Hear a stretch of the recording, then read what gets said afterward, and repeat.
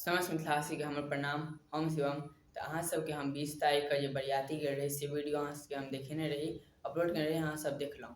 और एगो 25 तारीख के सेहो बरियाती गेल रही, तो ओ वीडियो हमरा पास किछु मजबूरी छलै, तो ओ वीडियो हम नहीं अपलोड कऽ पेलहुँ। तो 1 तारीख के एकटा बरियाती जेबै, अहाँ सब देख सकै छियै। तो कार्ड एलैए, तो ई बरियाती के अहाँ सबके हम पूरा वीडियो देखायब। तो अहाँ सब वीडियो देखब, नीक लागत तो लाइक जरूर से करब।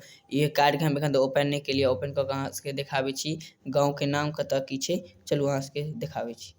पहले एतऽ से खुजते ही लिखल छै मिश्रा परिवार आपका हार्दिक स्वागत करता है। एकरा खोलै छी, एकरा एहिमे से निकालला के बाद ई पार्ट एकरा हटाऊ। देखियौ एतऽ छै, एतऽ गणेश जी छथिन, एगो लोगो छै।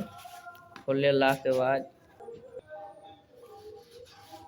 एकरा खुलला के बाद हैया छै सबटा कार्यक्रम। एतऽ लिखल छै हल्दी और मेहंदी 30 अप्रैल 2025 बुधवार 6 बजे साँझ को।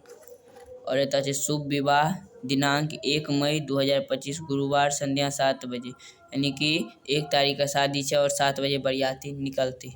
और एतऽ छै विदाई 2 मई 2025 शुक्रवार। शुभ विवाह स्थल गाँव छै, तऽ देखियौ अहाँ सब गाँव देखा दै छी। गाँव काबरिया, पोस्ट काबरिया, दरभंगा बिहार, यानी कि दरभंगा में कोनो गाँव छै काबरिया, वह गाँव में छै शादी। तो अहाँ सबके हम कार्ड में सबटा कार्यक्रम दिखाइए देलहुँ। तो अहाँ सबके पूरा हम वीडियो देखाब बरियाती के, अहाँ सब पूरा वीडियो देखब। चलू फेर अहाँ सबके अगला वीडियो में मिलै छी, तब तक जय मिथिला जय मैथिली।